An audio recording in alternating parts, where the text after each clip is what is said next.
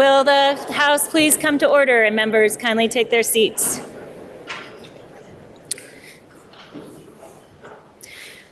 Will you please rise as Paige Ailey Corbett of Montpelier leads us in the Pledge of Allegiance?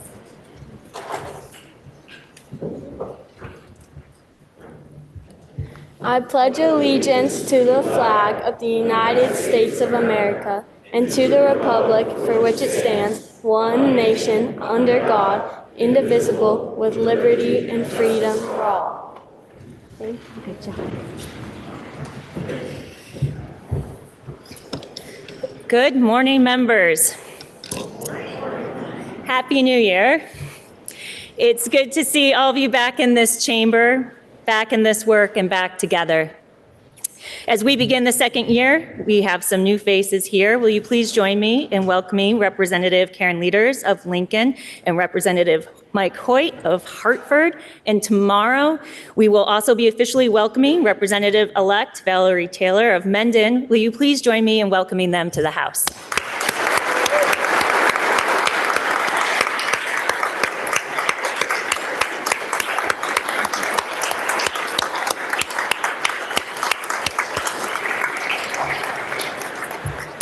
Members, we return to the second year of the biennium knowing the challenges we face and the limited time we have to meet the moment. We know the long nights, the difficult debates, and we know this: we have done hard things before, and for the greater good of Vermont, we will do them together once again. Let's be honest, last year was tough, and anyone who tells you otherwise didn't sit where you are and confront the decisions that came before us in this chamber. We continued our efforts to alleviate the housing crisis that has plagued our state for years. We worked through our workforce challenges that have limited our economic growth and increased costs. We moved past the politics of federal inaction and acted on behalf of Vermonters impacted by the devastating floods. We listened, we disagreed, we compromised, and we made progress. The proof of our work is already showing up in our communities. It shows up in the child care centers opening across the state. While every state in the nation saw historic levels of women leaving the workforce, Vermont was the outlier, ensuring women and working families could succeed. We supported Vermonters burdened with medical debt. Our legislation and $1 million investment will lead to over $100 million in debt being erased for nearly 60,000 Vermonters. We stood with our immigrant communities by strengthening fair housing and civil liberty protections, working to ensure all families are welcomed and treated fairly. We updated and reinforced Vermont's SHIELD law protections, reaffirming access to reproductive and gender-affirming care was accessible and protected. We recognized the affordability challenges facing our state by capping hospital drug prices, expanding the child tax credit, the earned income tax credit, and lowering taxes for military retirees and Vermonters on Social Security, making it easier for people to thrive in the communities they all call home. And our work shows up in the housing legislation that is supporting development across the state. Affordable housing is happening in downtown Windsor, being developed in former school buildings in Newport and Bennington, and on sites previously considered brownfields in Rutland and St. Albans. Last year, our budget invested over $135 million in housing and services, supporting programs that will aid first-time homebuyers, refugees, middle-income and emergency housing for Vermonters from all walks of life.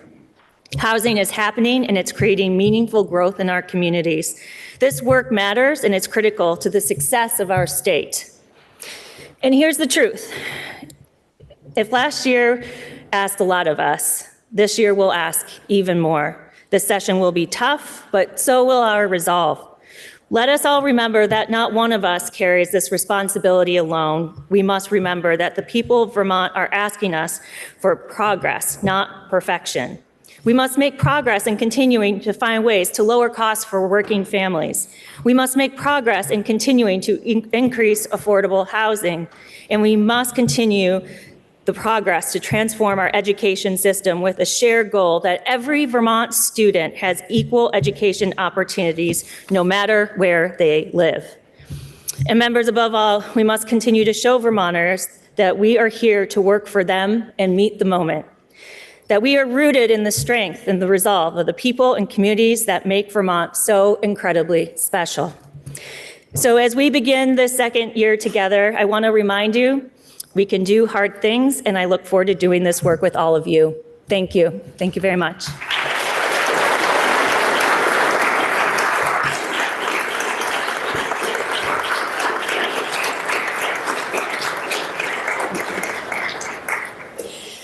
Members, since we adjourned in 2025, we had some changes in our membership.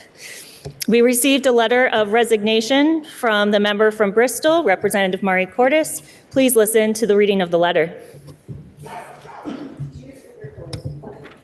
I am writing to formally tender my resignation from the Vermont House of Representatives, effective today, which was June 19th, 2025.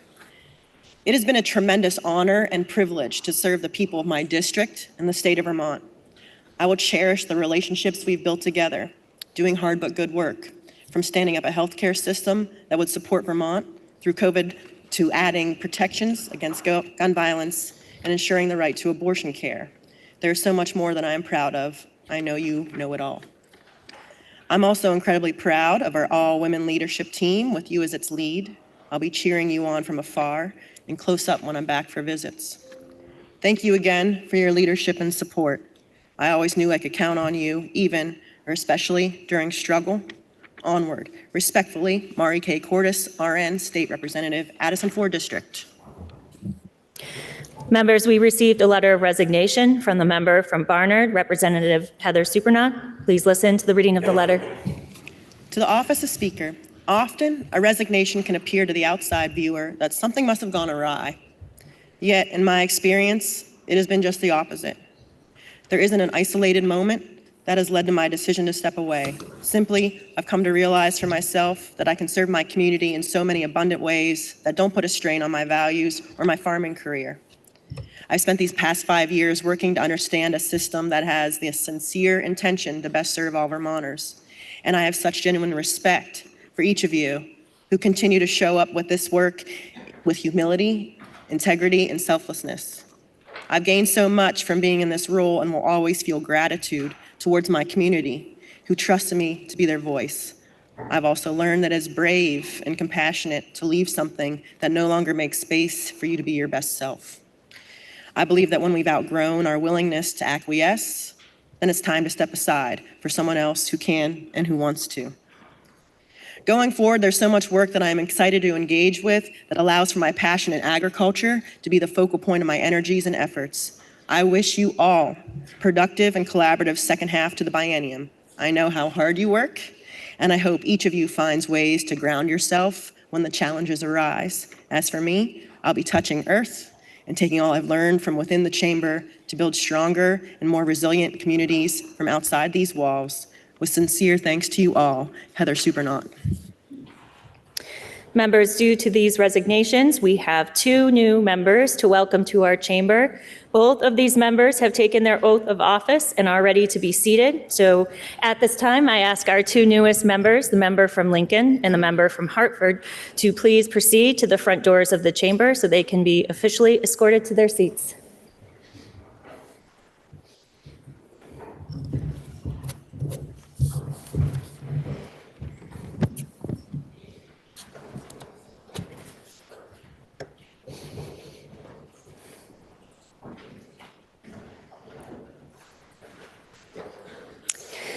First, we welcome Representative Karen Leaders of Lincoln. Will the clerk please read the governor's letter of appointment? Dear Speaker Kowinski, I have the honor to inform you that I have appointed Karen Leaders of Lincoln, Vermont, to serve in the General Assembly, representing House District Addison 4. Sincerely, Philip B. Scott, Governor. Madam Sergeant at Arms.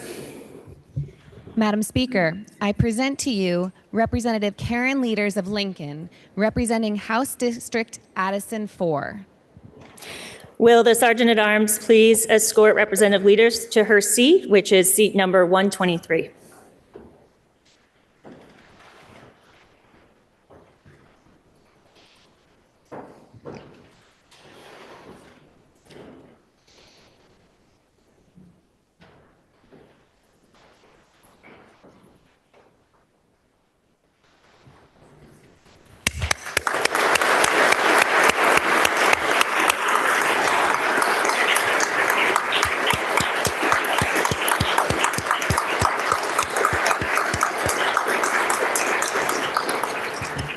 Congratulations, member from Lincoln. Now we welcome Representative Michael Hoyt of Hartford. Will the clerk please read the governor's letter of appointment? Dear Speaker Kowinski, I have the honor to inform you that I have appointed Michael Hoyt of West Hartford to serve in the General Assembly representing House District Windsor 4. Sincerely, Philip B. Scott, Governor. Madam Sergeant at Arms. Madam Speaker, I present to you Representative Michael Hoyt of Hartford, representing House District Windsor 4. Will the Sergeant at Arms please escort Representative Hoyt to his seat, which is seat number 10.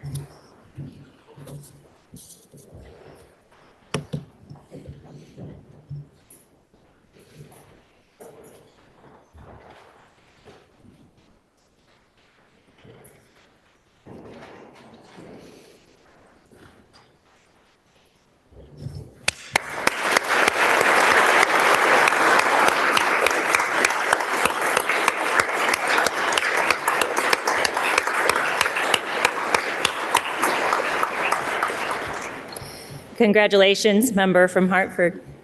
And now, members, we received a letter from the member from Chittenden, the town, not the county. Will the clerk please read the letter from Representative Harrison? Dear Betsy Ann, it is with apprehension that I will be resigning from the Vermont House of Representatives effective January 6, 2026. That's today at 12 o'clock noon.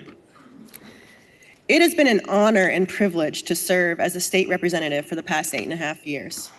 For personal and family reasons, we will be moving soon, which will sadly mean my tenure at the State House will end.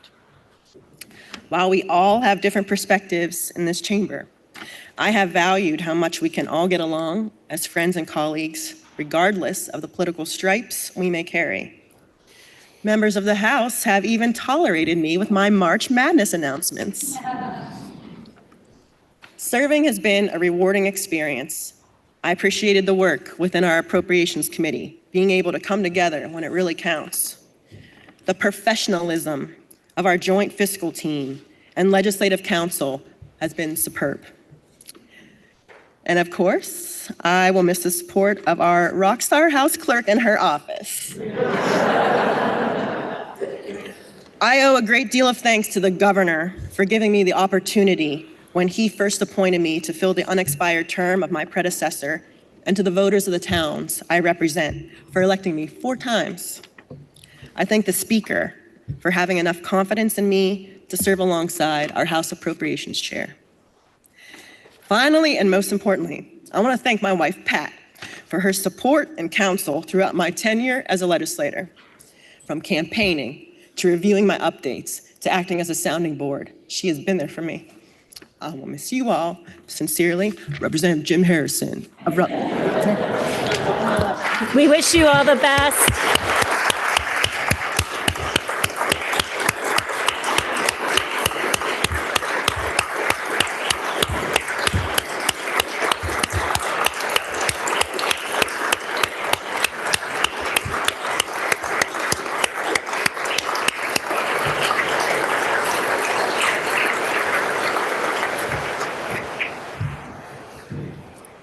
We wish you all the best, member. Don't be a stranger.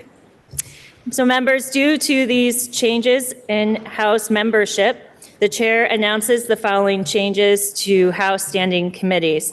The member from Linden, Representative Feltus, is appointed vice chair of the Committee on Appropriations. The member from Heartland, Representative Bartholomew, is appointed vice chair of the Committee on Agriculture, Food Resiliency, and Forestry. The member from Newport, Representative Page, is appointed to the Committee on Ways and Means. The member from Milton, Representative Leland Morgan, is appointed to the Committee on Education. The member from St. Albans Town, Representative Toof, is appointed to the Committee on Agriculture, Food Resiliency, and Forestry.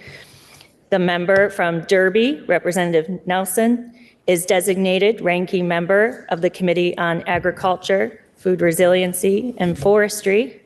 The member from Lincoln, Representative Leaders, is appointed to the Committee on Health Care. And the member from Hartford, Representative Hoyt, is appointed to the Committee on Environment. Members, we have over 60 bills for introduction today. So with that, member from Poultney, can you please offer us a motion to suspend our rules to introduce bills by number only? Madam Speaker, I make a motion to suspend rules in order to introduce bills by number only. The member from Poultney moves that we suspend our rules to introduce bills by number only. Are you ready for the question? If so, all those in favor, please say aye. Aye. All those opposed, please say nay. The ayes appear to have it. The ayes do have it, and you have suspended rules to introduce bills by number only. Please listen to the first reading of bills by number only.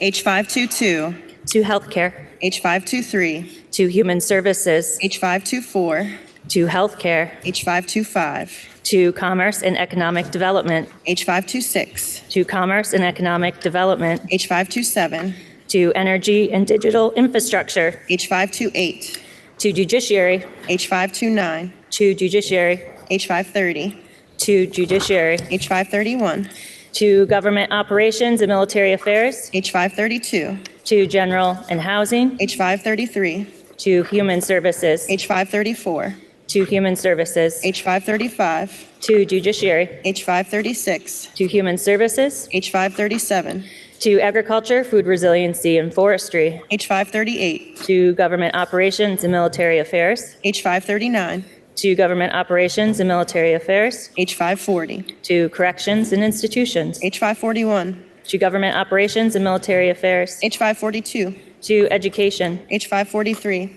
to judiciary, H544, to judiciary, H545, to human services, H546, to judiciary, H547, to judiciary, H548, to general and housing, H549, to corrections and institutions, H550, to corrections and institutions, H551, to general and housing, H552, to general and housing, H553, to healthcare, H554, to human services, H555, to government operations and military affairs, H556, to general and housing, H557, to healthcare, H558, to healthcare, H559, to corrections and institutions, H560, to energy and digital infrastructure, H561, to energy and digital infrastructure, H562, to general and housing, H563, to judiciary, H564, to judiciary, H565, to general and housing, H566, to judiciary, H567, to government operations and military affairs, H568, to education, H569, to healthcare, H570, to general and housing, H571, to judiciary, H572, to judiciary, H573, to healthcare, H574, to human services, H575, to general and housing, H576, to healthcare, H577, to healthcare, H578, to judiciary, H579, to environment, H580, to healthcare, H581, to healthcare, H582, to human services, and H583. to healthcare. Members, we have a House resolution to take up at this time.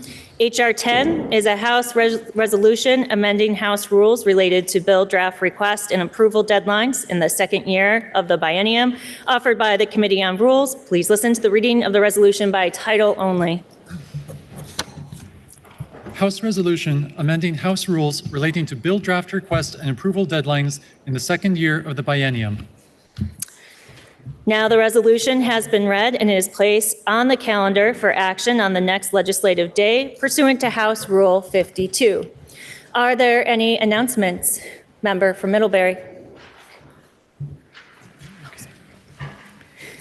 Madam Speaker, it's not often the Vice Chair of the House Appropriations Committee leaves office in the middle of a biennium, but that's what Representative Harrison is doing today. However, we couldn't let him get away without a proper goodbye. Therefore, the House Appropriations Committee offers this House resolution relating to the hasty departure of our colleague, Representative Jim Harrison. Whereas Representative Jim Harrison officially joined the House Appropriations Committee on Tuesday, January 6, 2021, when the committee met remotely during the COVID-19 pandemic, bravely navigating both state budgets and the mute button. And whereas in January 2025, he became vice chair of the House Appropriations Committee and played a key role in negotiating a compromised FY26 budget that emerged from committee by unanimous vote, an achievement widely regarded as either a miracle or proof that humor can be a negotiating strategy. Whereas in January 22, when the committee resumed after meeting in person, Representative Harrison proposed beginning each day with a joke or two, a suggestion that was agreed to before anyone had fully considered the consequences. And whereas Representative Harrison soon became known as a connoisseur of comedy, a guardian of good humor, a man who could spot a joke from miles away, though his often took the scenic route, missed the exit, and stopped to ask for directions. And whereas, despite repeated failure of his jokes to land, Representative Harrison has nonetheless succeeded time and again in bringing joy, good spirits, and the occasional extended silence to those around him. And whereas State Representative Jim Harrison has served the people of this state with great dedication, integrity, and the remarkable ability to approach a punchline without actually ever reaching it, and whereas he has long championed fiscal restraint, famously reminding the committee that $50 is $50, even as he has quietly, generously, and deliciously undermined that principle by supplying a steady surplus of Jones Donuts, which we will miss. Whereas Representative Harrison has embodied the true spirit of March Madness by sponsoring the committee pool year after year, steadfastly ignoring logic, probability, and his own consistently dismal performance. Now, therefore, be it resolved by the House Appropriations Committee that the House of Representatives hereby commends State Representative Jim Harrison for his years of devoted public service, his extraordinary contributions to the state, and his inspiring, if not entirely effective, pursuit of levity, good sportsmanship, and joy in public life. And be it further resolved that Jim Harrison is officially recognized as the legislature's most likely to almost tell a joke, a title he has earned with every brave attempt and every valiant, hilarious stumble. And be it further resolved that the House encourages Representative Harrison to continue his noble comedic efforts because, frankly, the chamber has not had this much fun being confused in years. Thank you, Jim.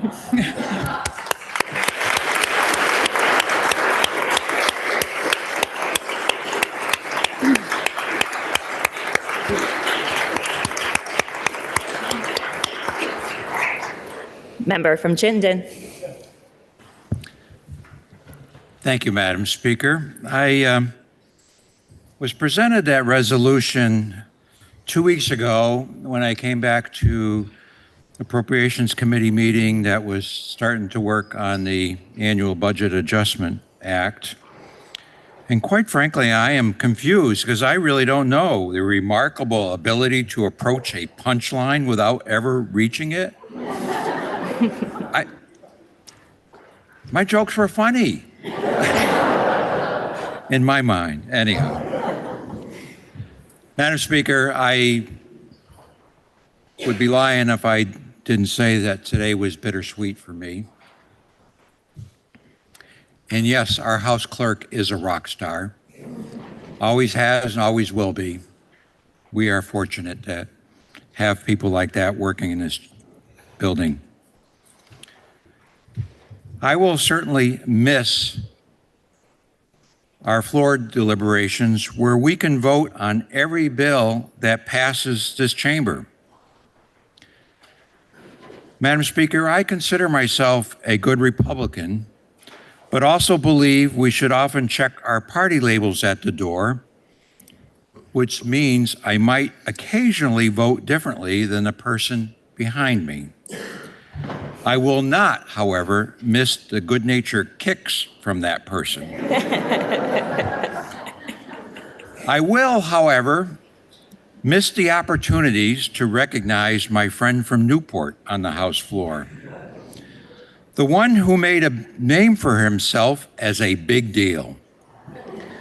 Please know that a couple of members have offered to take my place in this regard.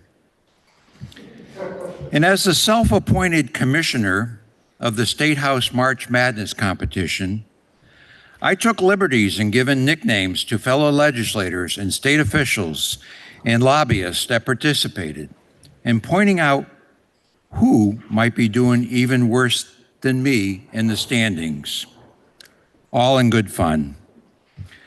Stay tuned while this self-appointed individual names a new commissioner to also be self-appointed to make sure the fun continues. Of course, I may need to come back for that all-important press conference to announce the winners at the end.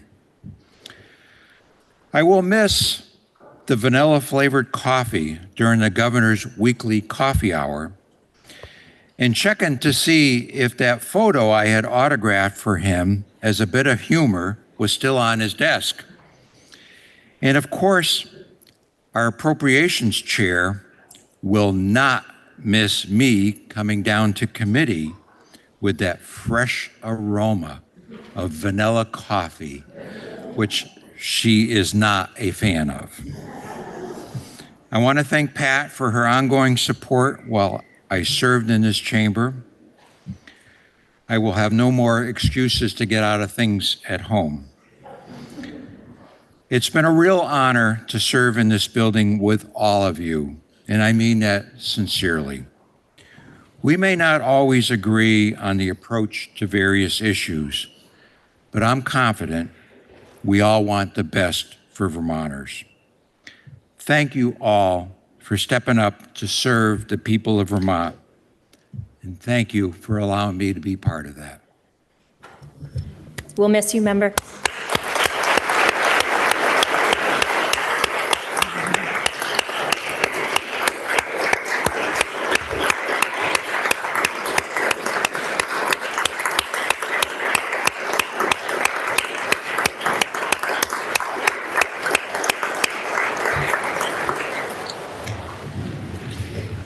Member from Burlington.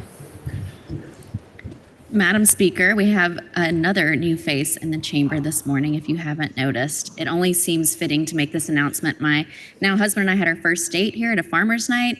He then proposed up in the balcony a year later, and we actually got married on the front steps of the State House. So it's only fitting we shared the latest family news. This is baby Salem. He was born this fall, and he will be joining us a lot this session. And in addition, I want to recognize and celebrate and welcome my better half, my partner in crime, the person who makes this possible, my greatest love, my husband, Captain Ryan Fisher, who will be joining us here for the next 3 months because he's on parental leave from the U.S. Air Force. So welcome him and baby Salem to the chamber.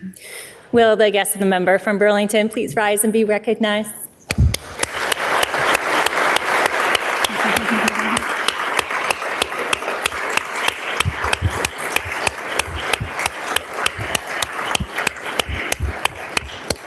Member from Poultney.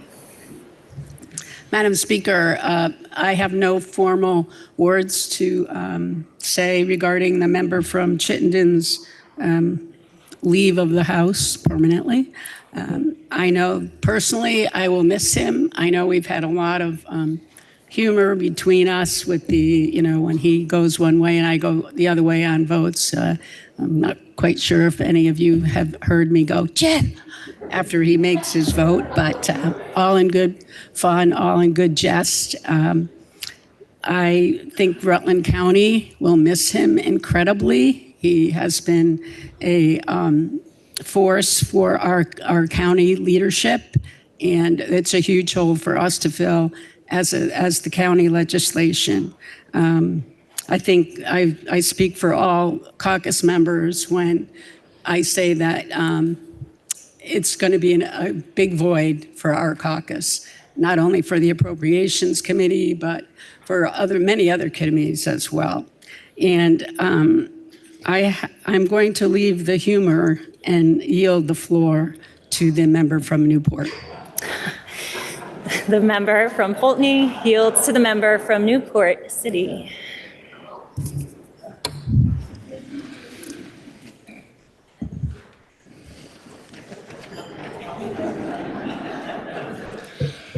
Madam Speaker, I originally was not going to speak regarding the departure of our member from Chittenden, Vermont. But then I thought to myself, you cannot miss out on an opportunity like this to make a few comments. So, Madam Speaker, the words I am about to say are my own. And they're not from the member from Rutland 11 District. As you know, there have been numerous instances when the Rutland member has asked me to speak on his behalf for one event or another, and it has mainly been with the March Madness contest. But this is not one of those times. The member has not provided me a script regarding his departure from this body, and I am a little nervous.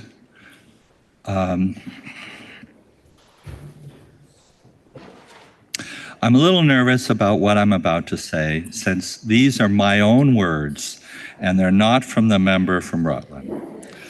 I'm actually here to praise our friend from Rutland to the service he has provided to his community and our state. It is my opinion that the member has done an exceptional job in representing his district. I also want to recognize the member's wife, Pat.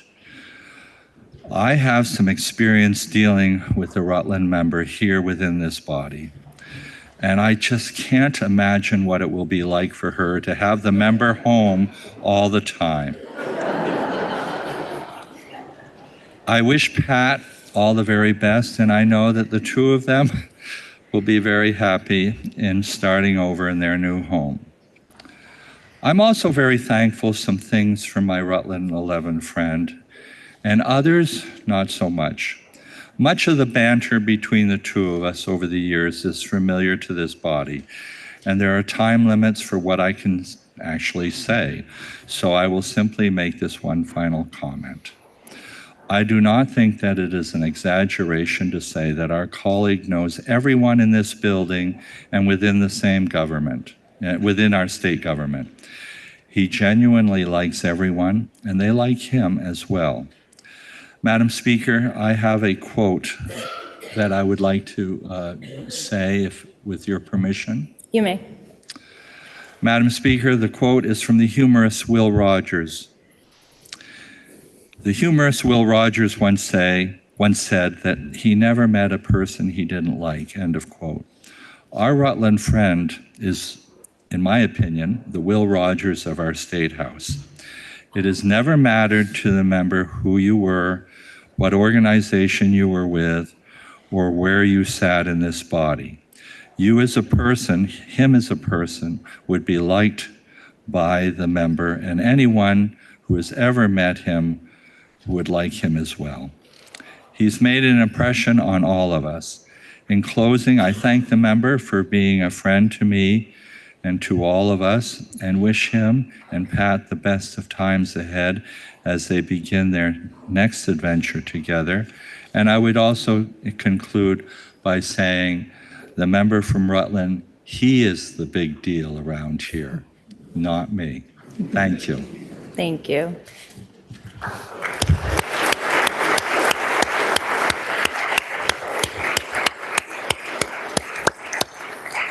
Member from Burlington. Thank you, Madam Speaker. Today we are joined, I am hopeful that we are joined because I've been trying to locate them, but believe that I have, in the balcony, 5 foreign exchange students who are in the balcony and visiting us and visiting the Senate today. We have with us Amelie from Germany, Liliana from Poland, Isis Jocelyn from France, Maharam from Tajikistan, and Daphne from France. Please, I want to invite members of the House to welcome them here. Will the guest of the member from Burlington please rise and be recognized?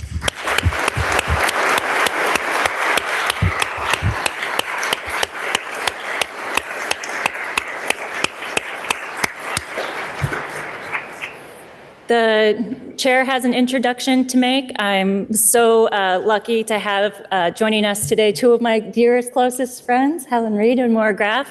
Will you please help me in joining them to the House? Welcoming them to the House.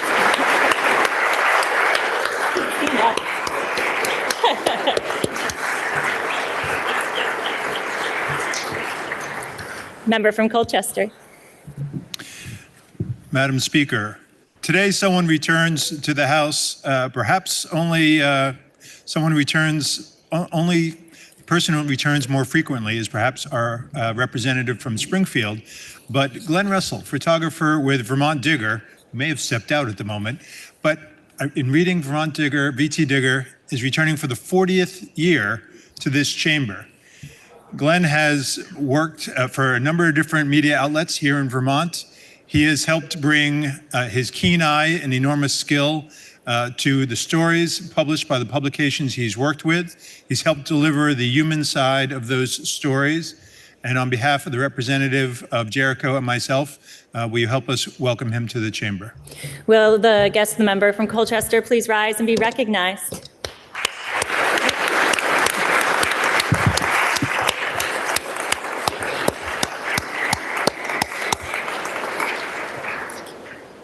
Are there any further announcements?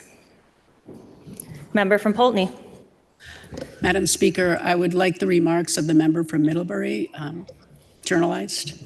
The member from Poultney moves that we journalize the remarks of the member from Middlebury. Are you ready for the question?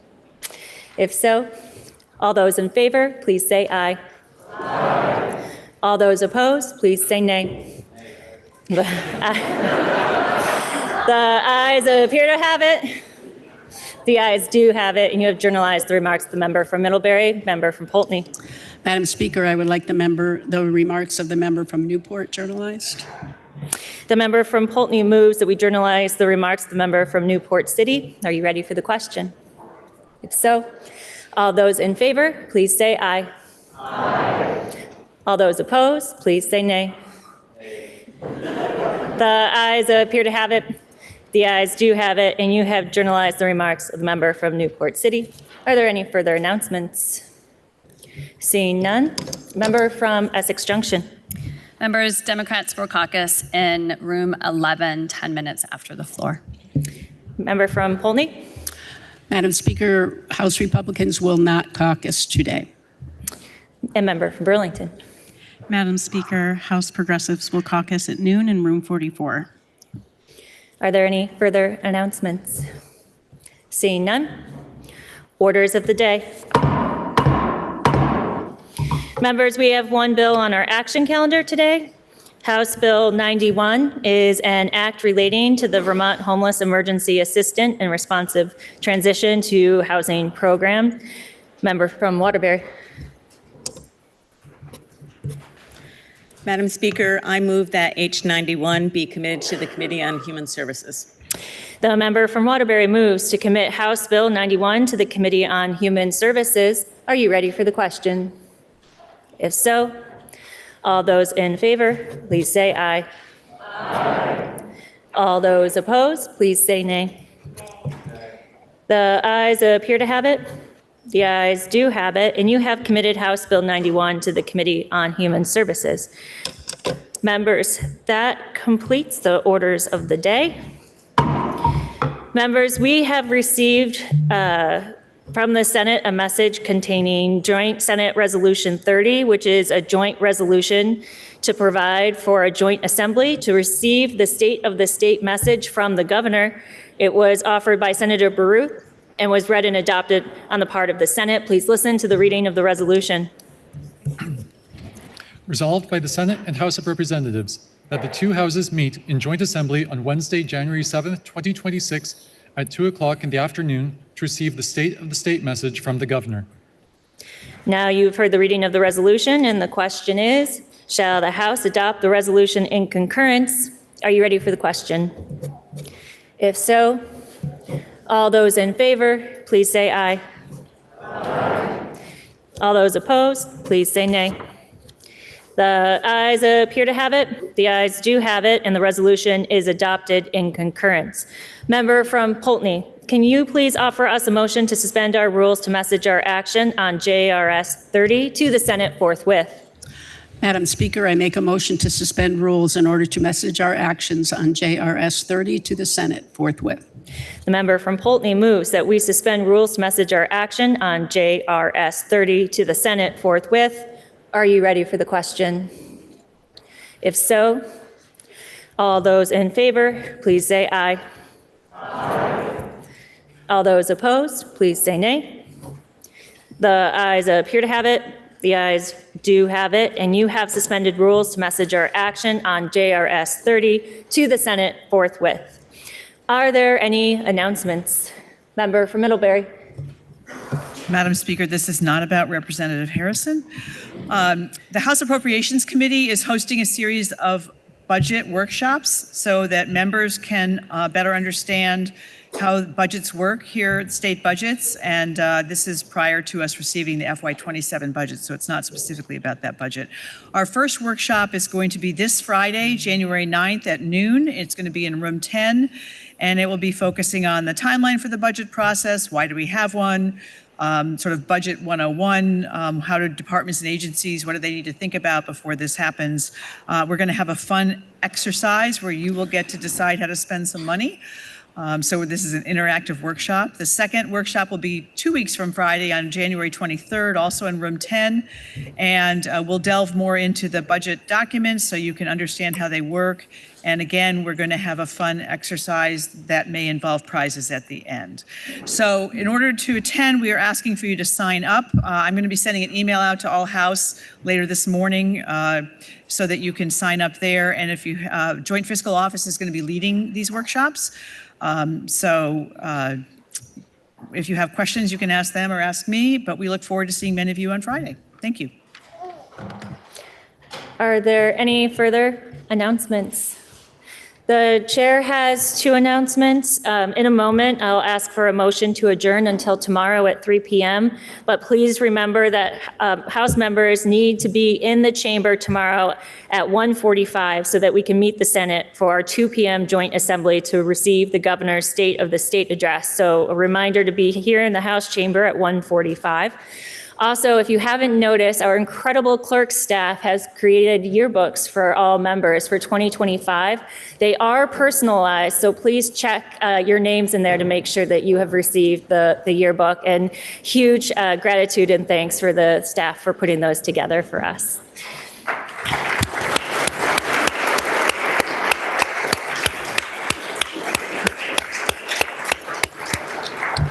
Are there any further announcements?